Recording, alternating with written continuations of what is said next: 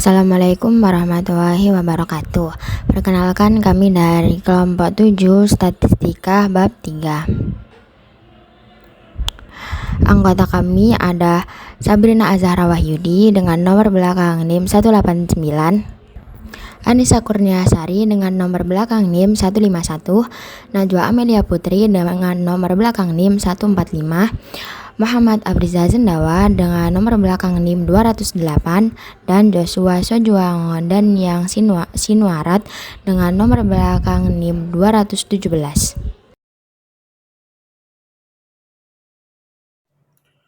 Lalu saya akan menjelaskan tujuan dari materi kali ini. Tujuan yang pertama yaitu menghitung rata-rata aritmatika, rata-rata tertimbang, median, modus, dan rata-rata geometris. Lalu yang kedua, menjelaskan karakteristik, penggunaan, kelebihan, dan kelemahan masing-masing ukuran lokasi. Lalu yang ketiga, mengidentifikasi posisi rata-rata, median, dan modus untuk distribusi simetris dan asimetris. Lalu yang keempat, yaitu menghitung dan menginterpretasikan rentang simpangan rata-rata, varians, dan simpangan baku. Lalu yang kelima, memahami karakteristik, penggunaan, kelebihan, dan kelemahan masing-masing ukuran dispersi. Lalu yang ketujuh, memahami teorema Chebyshev dan aturan empiris sebagaimana berlaku pada sekumpulan pengamatan. Lalu selanjutnya ada karakteristik rata-rata. Rata-rata aritmatika adalah ukuran lokasi yang paling umum digunakan. Ia memerlukan skala interval.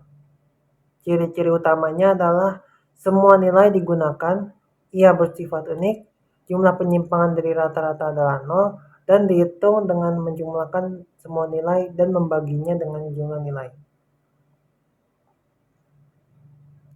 Selanjutnya ada rata-rata populasi.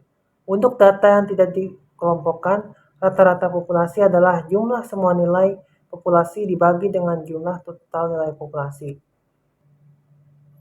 Di sini sudah ada rumusnya. Min sama dengan jumlah nilai-nilai X dalam populasi dibagi jumlah nilai dalam populasi. Selanjutnya ada contoh rata-rata populasi. Terdapat 12 perusahaan manufaktur mobil di Amerika Serikat. Berikut ini adalah jumlah paten yang diberikan oleh pemerintah Amerika Serikat pada masing-masing perusahaan dalam 1 tahun terakhir. Di sini sudah ada data dari 12 perusahaan manufaktur mobil.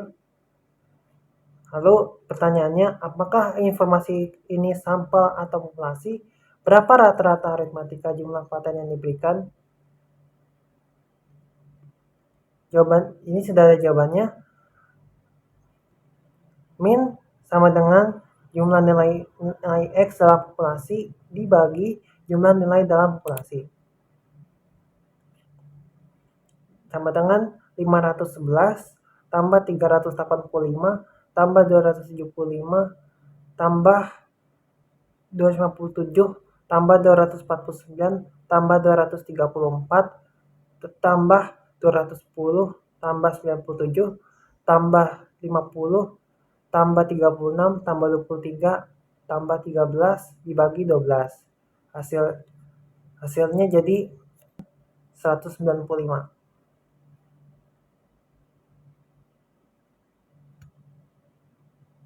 Selanjutnya ada rata-rata sampel. Untuk data yang tidak dikelompokkan, rata-rata sampel adalah jumlah dari semua nilai sampel dibagi dengan jumlah nilai sampel. Ini sudah ada rumusnya. Rata-rata sampel sama dengan jumlah nilai-nilai X dalam populasi dibagi jumlah nilai dalam sampel. Contoh rata-rata sampel. Suncom sedang mempelajari jumlah menit yang digunakan setiap bulan oleh klien dalam paket tarif telepon seluler tertentu. Sampel acak yang terdiri dari 12 klien menunjukkan jumlah menit yang digunakan bulan lalu sebagai berikut. Pertanyaannya, berapa jumlah menit rata-rata aritmatika digunakan? Ini sudah ada jawabannya. Rata-rata sampel sama dengan jumlah nilai-nilai dalam suatu populasi dibagi jumlah nilai dalam sampel. Sama dengan jumlahkan semuanya lalu dibagi 12, hasilnya 170 dibagi 12 dan hasilnya 97,5. Sifat rata-rata aritmetika. Setiap himpunan data tingkat interval dan tingkat rasio memiliki rata-rata. Semua nilai termasuk dalam perhitungan rata-rata. Lalu selanjutnya, sebuah kumpulan data memiliki rata-rata yang unik. Rata-rata dipengaruhi oleh nilai data yang sangat besar atau sangat kecil. Rata-rata aritmetika adalah satu-satunya ukuran kecenderungan pusat di mana jumlah penyimpangan setiap nilai dari rata-rata adalah 0.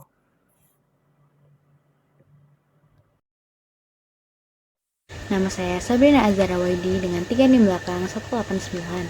Pada slide ini saya akan menjelaskan tentang rata-rata tertimbang. Rata-rata tertimbang dari sekumpulan angka X1, X2 hingga Xn dengan bobot yang sesuai W1, W2 hingga Wn dihitung menggunakan rumus berikut. Lalu pada slide selanjutnya terpampang contoh rata-rata tertimbang. Soalnya berbunyi, perusahaan konstruksi Carter membayar karyawan hariannya sebesar $16,50, $19 atau $25 per jam. Ada 26 karyawan harian, 14 diantaranya dibayar dengan tarif $16,50, 10 dengan tarif $19, dan 2 dengan $25. Berapa rata-rata upah per jam yang dibayarkan kepada 26 karyawan tersebut? Jawabannya, $471 dibagi 26, sehingga hasil akhirnya adalah $18,154. Di slide selanjutnya, saya akan menjelaskan tentang median. Median adalah titik tengah dari nilai-nilai setelah diurutkan dari yang terkecil hingga terbesar. Yang pertama, jumlah nilai di atas median sama dengan jumlah nilai di bawahnya dalam deret tetap. Lalu, selanjutnya, untuk kumpulan nilai yang genap, median akan menjadi rata-rata aritmatika dari dua angka tengah. Sifat-sifat median yang pertama yaitu setiap kumpulan data memiliki median yang unik. Yang kedua, nilai ini tidak terpengaruh oleh nilai yang sangat besar atau sangat kecil dan oleh karena itu merupakan ukuran yang berharga untuk kecenderungan sentral ketika nilai-nilai tersebut muncul. Selanjutnya, nilai ini dapat dihitung untuk data tingkat rasio, tingkat interval, dan data tingkat ordinal.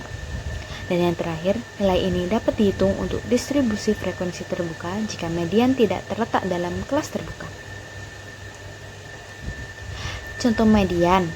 Soal yang pertama, usia untuk sampel 5 mahasiswa perguruan tinggi adalah 21, 25, 19, 20, 22.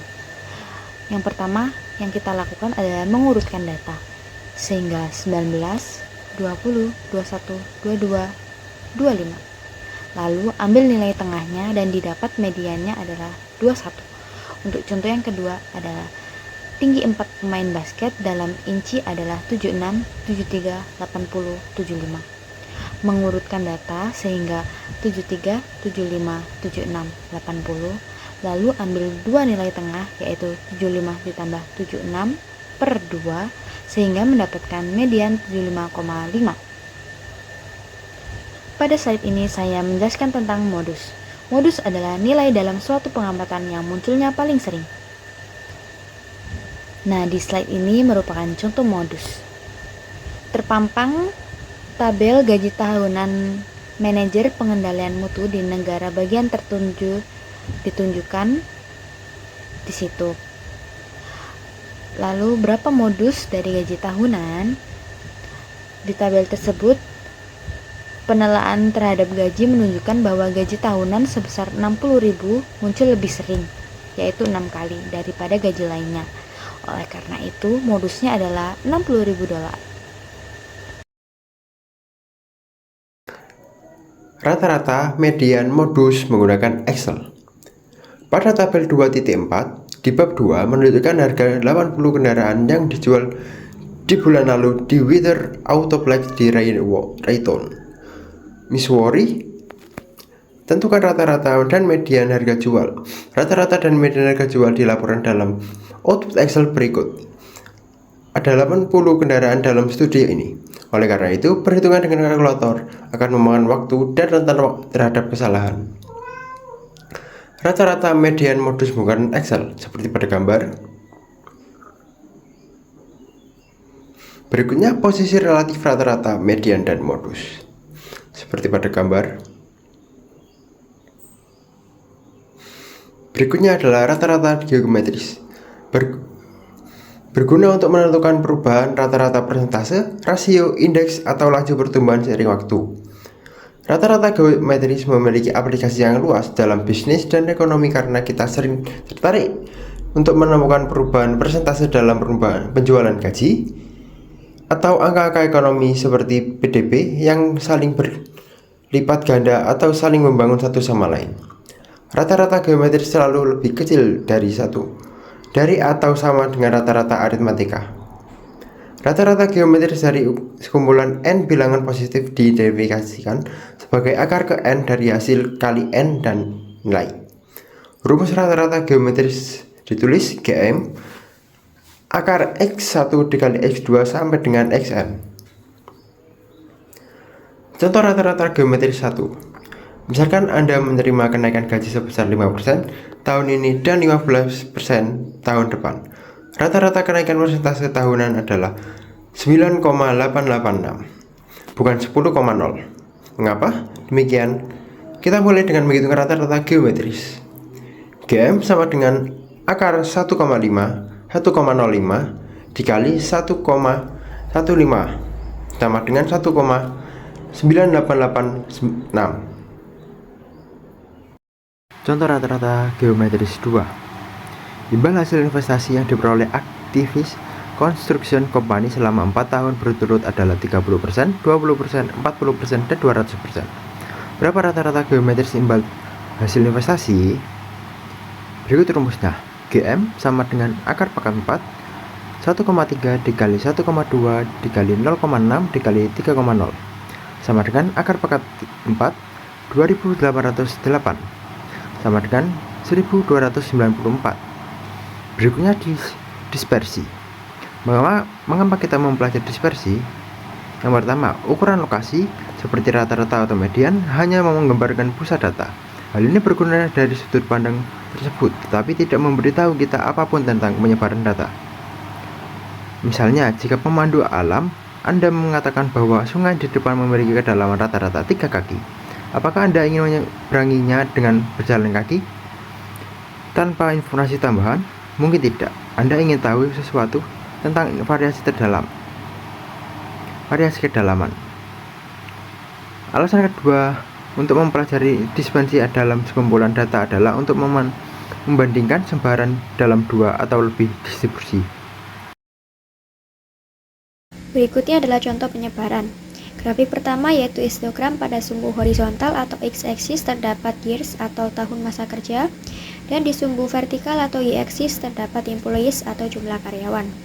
Jadi grafik ini menunjukkan penyebaran jumlah karyawan berdasarkan lama masa kerja. Contoh, banyak karyawan yang masa kerjanya sekitar 5-10 tahun, sedangkan yang masa kerjanya lebih dari 15 tahun jumlahnya lebih sedikit. Intinya grafik ini menggambarkan distribusi data kuantitatif atau masa kerja karyawan. Kemudian yang kedua ini adalah diagram penyebaran atau dot plot yang memperlihatkan sebaran data produksi harian di 2 lokasi yaitu Baton Rouge dan Tucson. Terdapat sumbu horizontal atau X yaitu daily production atau jumlah produksi per hari, dan titik atau kotak di atas sumbu menunjukkan berapa banyak hari yang diproduksinya berada pada nilai tersebut. Untuk Baton Rouge yang warna ungu, sebaran produksi harian yang ada di sekitar 46-52.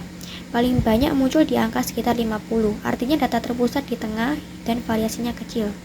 Untuk Tucson yang warnanya kuning, sebarannya lebih lebar, mulai dari 40-60, tidak ada titik yang dominan banyak, data lebih menyebar, dan variasinya besar.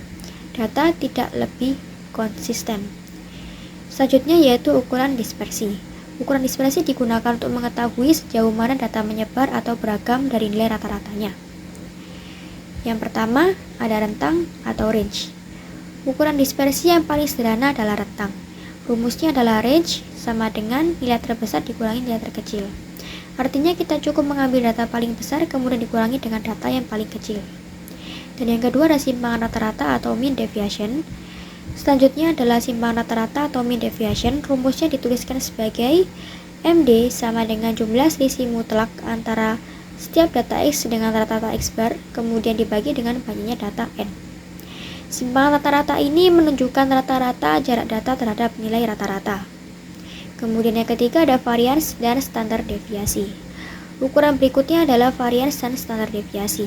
Rumus varians sendiri yaitu sigma kuadrat sama dengan jumlah kuadrat selisih antara nilai X dengan rata-rata populasi mu dibagi dengan banyaknya data N. Sedangkan untuk standar deviasi yaitu sigma sama dengan akar dari jumlah kuadrat selisih antara nilai X dengan mu dibagi dengan N. Standar deviasi pada dasarnya adalah akar dari varians dan digunakan untuk menunjukkan seberapa besar penyebaran data dalam suatu satuan yang sama dengan data aslinya. Kemudian ada contoh dari rentang.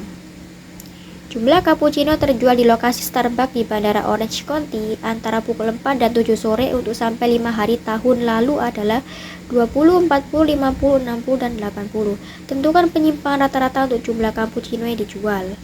Perhitungannya yaitu rentang sama dengan nilai terbesar dikurangi nilai terkecil sama dengan 80 dikurangi 20 sama dengan 60. Kemudian selanjutnya yaitu contoh penyimpangan rata-rata. Berikut menggunakan data jumlah cappuccino yang terjual di Starbucks Bandara Orange County selama 5 hari, yaitu 20, 40, 50, 60, dan 80. Langkah pertama kita hitung rata-ratanya, yaitu 50.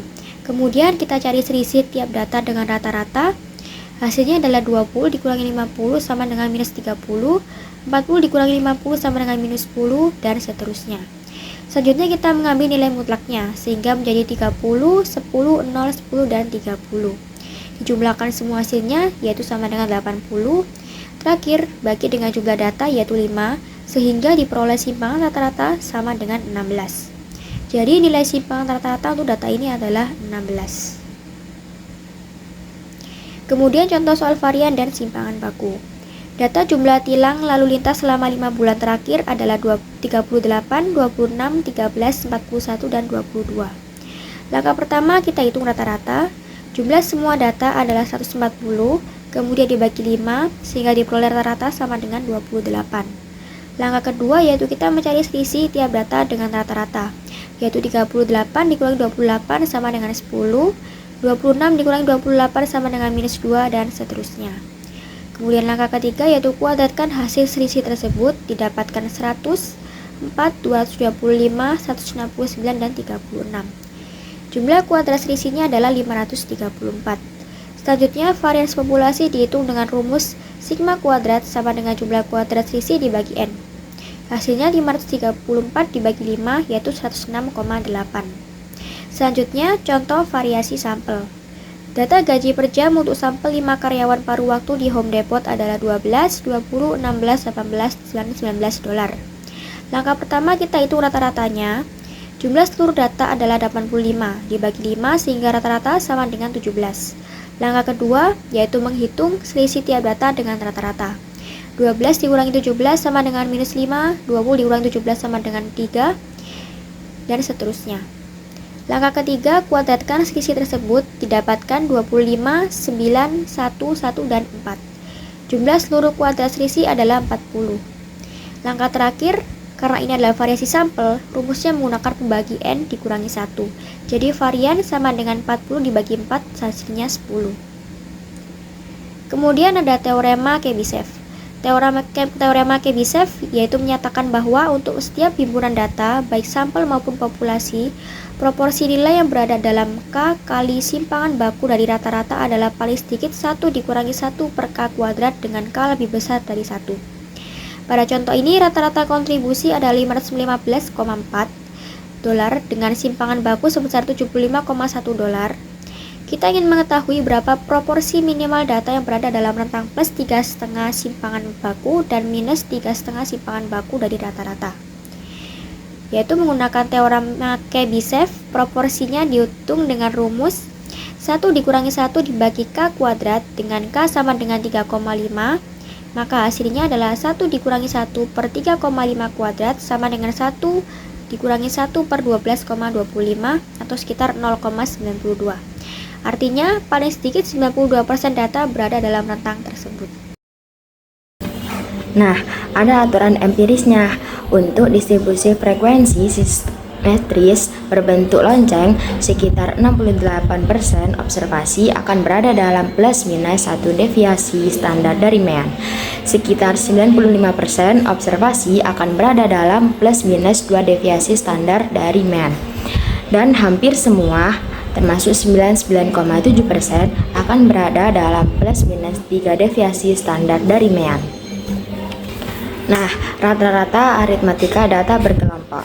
Di sini ada rumusnya, X sama dengan sigma Fm per N. Nah, X ini adalah notasi untuk rata-rata, dan M titik tengah setiap kelas, F frekuensi, Fm adalah frekuensi di setiap kelas dikalikan di tengah kelas. Terus sigma Fm adalah jumlah dari hasil perkalian ini, dan N adalah jumlah total frekuensi. Nah, ini ada contoh rata-rata aritmatika data berkelompok. Distribusi frekuensi untuk harga jual kendaraan, informasi tersebut diulang di bawah ini. Tentukan rata-rata aritmatika harga jual kendaraan. Di sini ya tabelnya. Ini juga contoh rata-rata aritmatika data berkelompok.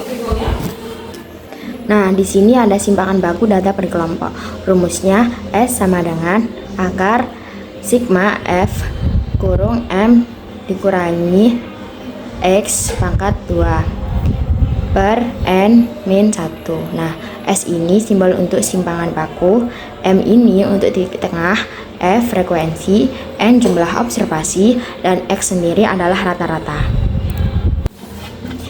Merujuk pada distribusi frekuensi data Wigner Autoplex yang digunakan sebelumnya, hitungan simpangan baku harga jual kendaraan. Di sini contohnya.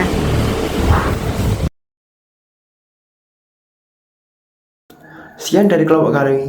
Terima kasih.